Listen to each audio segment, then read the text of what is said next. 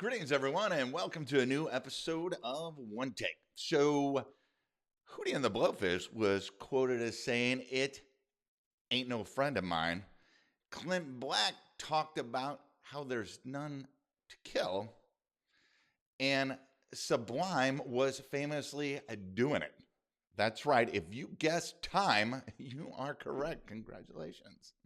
Now, on a serious note, the events of last week were tough. If you're like me and you travel a lot in general, whether it's for business or personally, the tragedy in DC hit a little close to home. I think most of us have been on that flight, a flight like that before. We've been in that situation before. A small commuter plane, a busy airport, busy terminal, whatever the case may be. And we think it's nothing.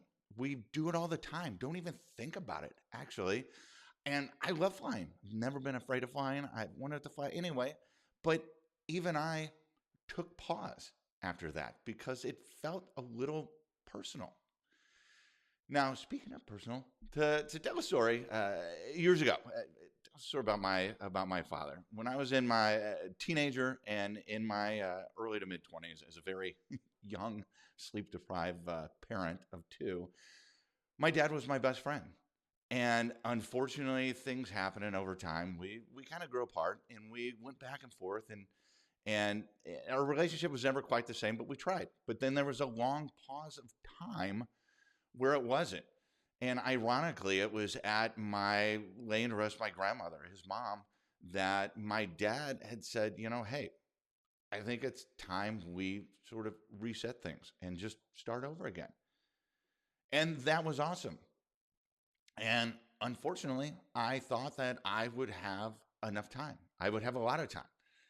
And as fate would have it, a couple of years passed, and I found out by very strange chance and technology, honestly, that my father had passed away.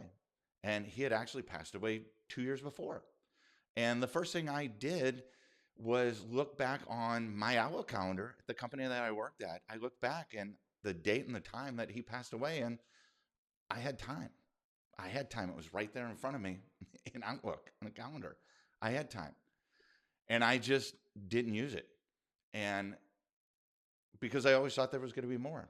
And the torturous irony is that now I have plenty of time to think about all of the mistakes that I've made.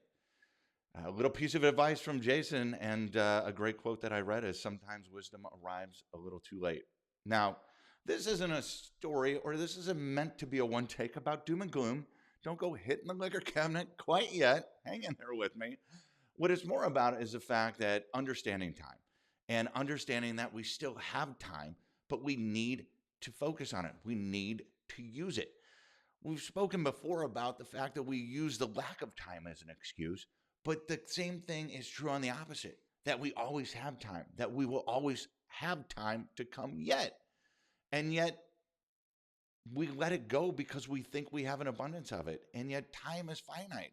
And it's not going to wait for us to realize that it's our time to wake up and utilize it. So take it from your good friend Jason here at One Take. Get out there. Use that time. Don't say, "I don't have time." Don't say, "I just need to make time for it." The time has already been made. It's there. It's just waiting for you to take advantage of it. What are you waiting for? Get out there and utilize it. Time's not going to wait for you. Don't be like that old Italian aunt that has a couch that has the plastic cover over it that she's for some reason waiting for the perfect time to enjoy it. Rip that shit off. Take advantage of that time, because it's not often that life lets us know that it's the last time we're going to be able to do something. Time is the greatest teacher of all. Just be careful what it teaches you. Get out there. Take advantage of the time that you have. Make it a great day. Make it a great week. Make it a great life, and enjoy that time and use it wisely. This has been One Take. Take care.